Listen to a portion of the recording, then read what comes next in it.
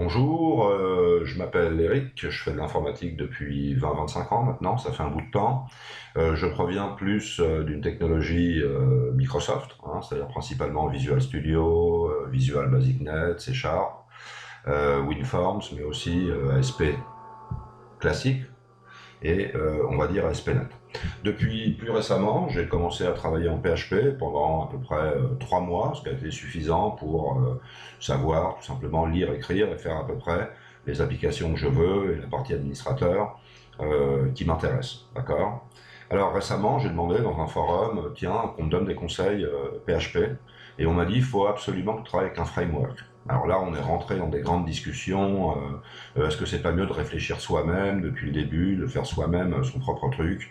Est-ce que ça ne démontre pas plus? Est-ce qu'il faut être orienté défi ou orienté argent, etc., etc. Bon, enfin toujours est-il que j'ai dit ok, je vais essayer un framework, d'accord, mais je sais pas trop lequel choisir. Parce qu'évidemment, on a Symfony, Symfony 2, II, CakePHP, CodeIgniter, Zen Framework, etc., etc. Qu'est-ce que je pourrais utiliser? J'en sais rien, j'y connais rien. Bon, alors ils m'ont dit, écoute, il y a un truc qui s'appelle Laravel, ça a le vent en poupe, c'est la deuxième année que ça a été voté dans Stack Overflow comme étant, même si c'est très relatif, le meilleur framework.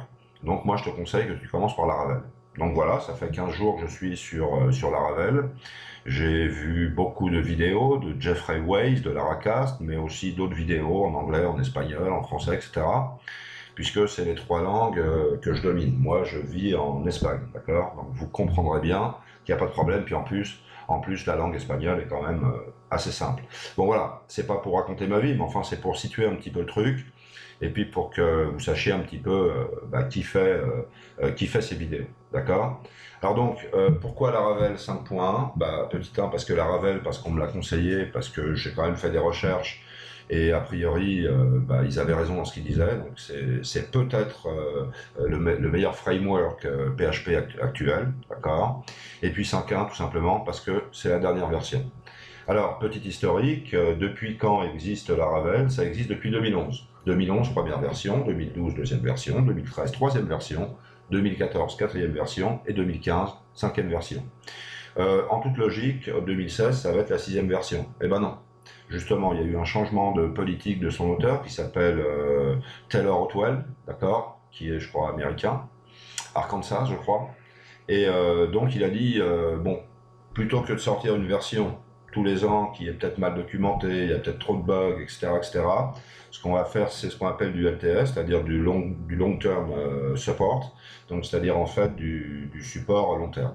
Donc on aura un support de 2 ans au niveau sécurité et de 3 ans au niveau de la plateforme proprement dite. Donc déjà, ça c'est bon à prendre, c'est-à-dire que on se met à apprendre cet outil qui va nous permettre de gagner beaucoup de temps, mais on va pas perdre non plus trop de temps, hein, parce que c'est vrai que s'il y a trop de versions, il y a un moment, on est toujours en train d'apprendre, toujours en train d'essayer de gagner du temps, mais finalement, on a vite fait de perdre du temps plutôt que d'en gagner. Alors, en dehors de ça, pourquoi la Ravel 5.1? Ça sert à quoi? Pourquoi c'est mieux d'utiliser un framework, et dans ce cas-là, Laravel, que de faire des choses soi-même depuis le début? Moi, je pense que c'est assez simple. C'est-à-dire que dès le moment qu'on fait des choses par nous-mêmes, on se rend compte, il y a à un moment donné, on se rend compte qu'on fait toujours la même chose. D'accord? C'est-à-dire, moi, par exemple, quand je sais pas, je vais gérer une table article, par exemple, ok? Donc je sais que j'ai une opération de lecture, j'ai 3 opérations d'écriture, ajouter, modifier, éliminer. Bon voilà, je vais créer une page article lire, article ajouter, article modifier, article éliminer. Bon, à chaque fois, je vais avoir besoin de validation côté client et côté serveur. D'accord? À chaque fois, je vais avoir besoin, enfin à chaque fois ou certaines fois quand même, je vais avoir besoin de gérer des utilisateurs, etc., etc.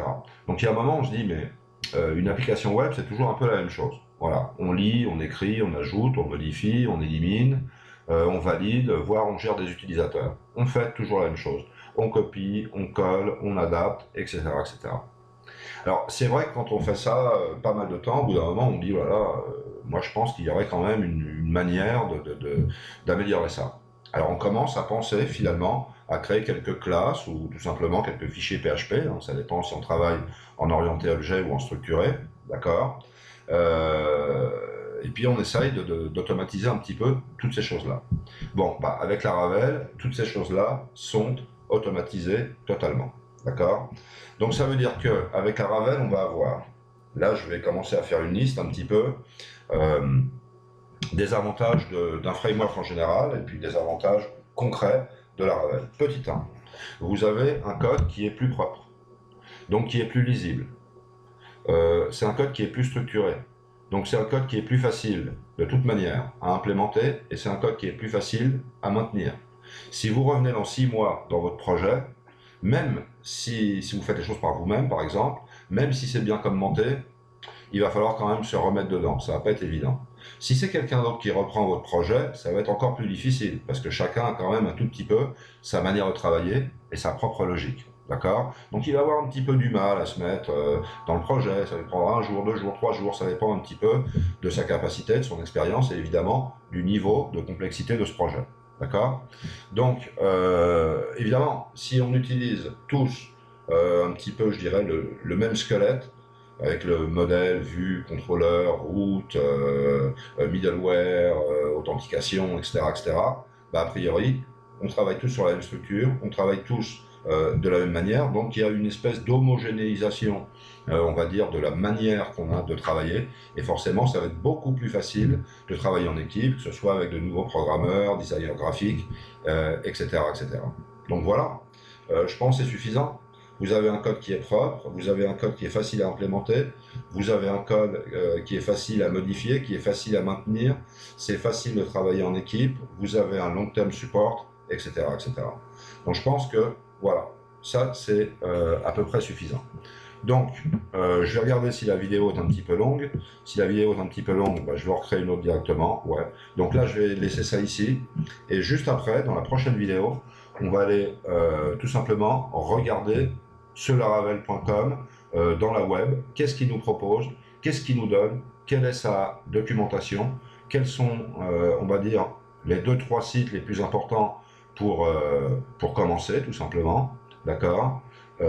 Et plus tard, ensuite, je vous montrerai comment on fait tout simplement l'installation. Et encore plus tard, là ça prendra un petit peu plus de temps, je vous montrerai un petit peu comment on fait avec le modèle, vue, contrôleur, les routes, et enfin les opérations crudes, c'est-à-dire en fait les opérations de lecture et d'écriture. Hein. Crude, ça veut dire create, read, update, delete. Donc ça veut dire créer, lire, actualiser, comme ça, oui, et éliminer, c'est-à-dire en fait effectivement les 4 opérations de base, tout simplement, d'une base de données dans un SGBDR, c'est-à-dire un système de gestion de base de données. Voilà, j'essaye de faire des vidéos qui soient pas trop longues.